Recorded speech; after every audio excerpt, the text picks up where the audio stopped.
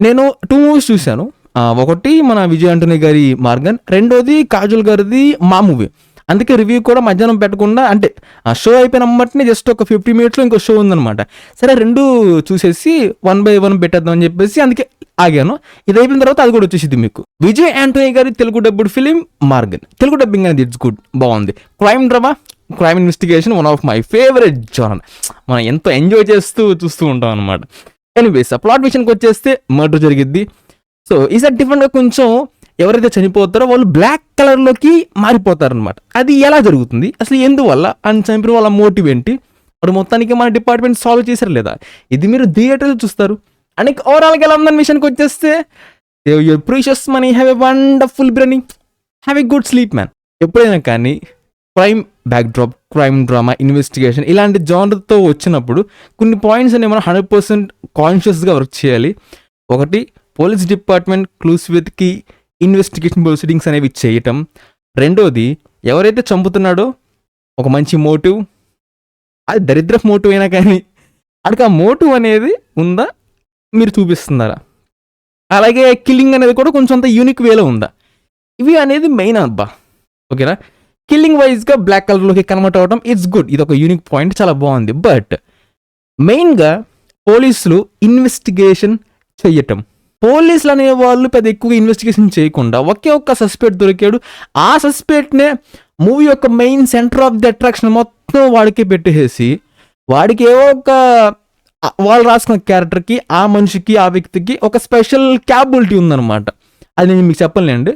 ఆ special capability ద్వారా అన్నీ మామిడి చెప్పేస్తాడు, క్లూజు వగేరా వగేరా ఎక్సెట్రా మొత్తం అన్నీ చెప్పేస్తాడు.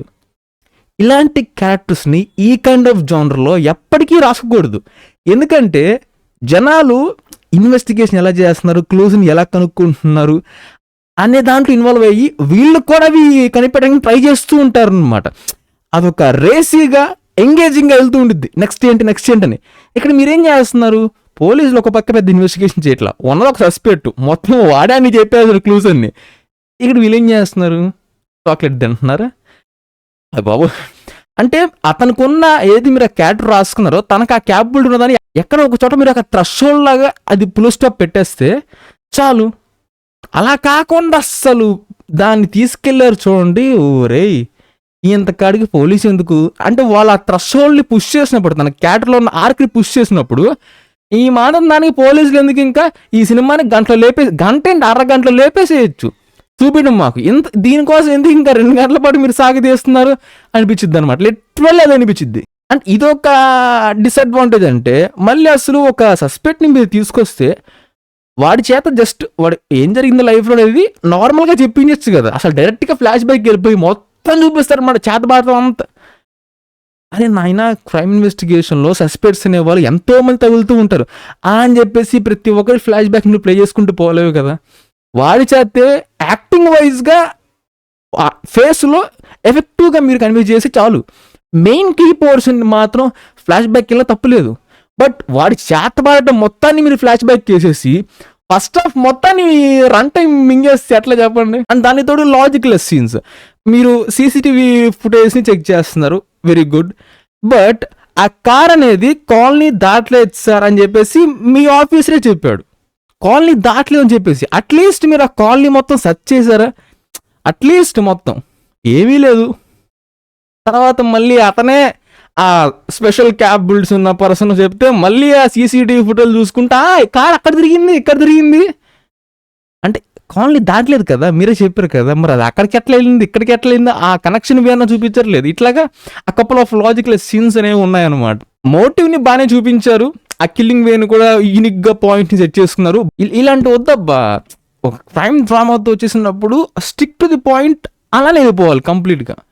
అనవసరంగా ఇలాంటి ఒక స్పెషల్ క్యారెక్టర్ రాసుకొని ఇంక వాడే అన్ని చెప్పేస్తుంటే ఇంక మీరెందుకు మధ్యలో చెప్పండి.